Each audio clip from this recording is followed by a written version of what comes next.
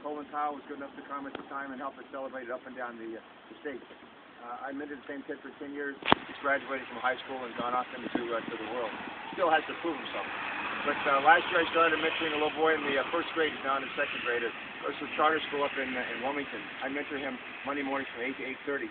And whoever put my schedule together thought I could get from Wilmington to Laurel in 90 minutes.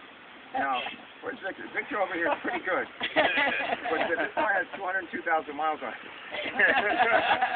And we made it without a police escort, but we sure didn't make it in 90 minutes. So I apologize because I know we held you up.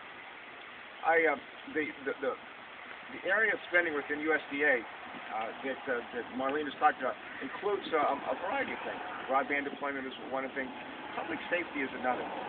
I think there's a connection between putting a roof on the Boys and Girls Club here and buying a vehicle like this. This reminds me of an old ambulance that I used to see at Blaze. Where's this from? Where'd you get this? But anyway, there's a connection here. And my wife's on the board of Boys and Girls Club. We know we have the empirical data that shows that the communities with active, vibrant Boys and Girls Clubs have less juvenile crime. My parents used to say an idle mind is the devil's workshop.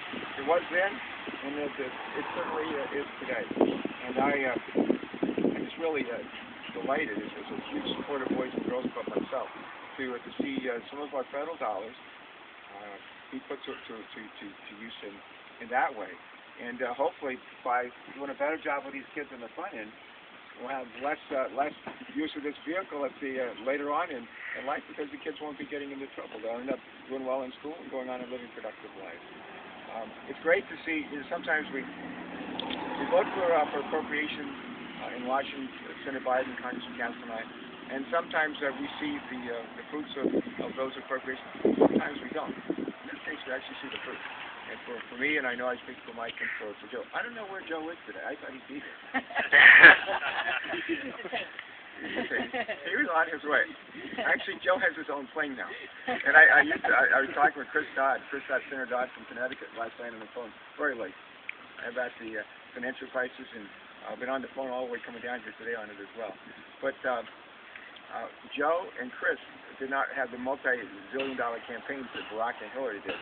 They've never had the money to have their own private jets. Hillary, Barack, whenever they would like fly into a place and they'd fly out, they didn't have to wait for scheduled airlines. They didn't have to worry about making connections, losing their luggage. Poor Joe and Chris.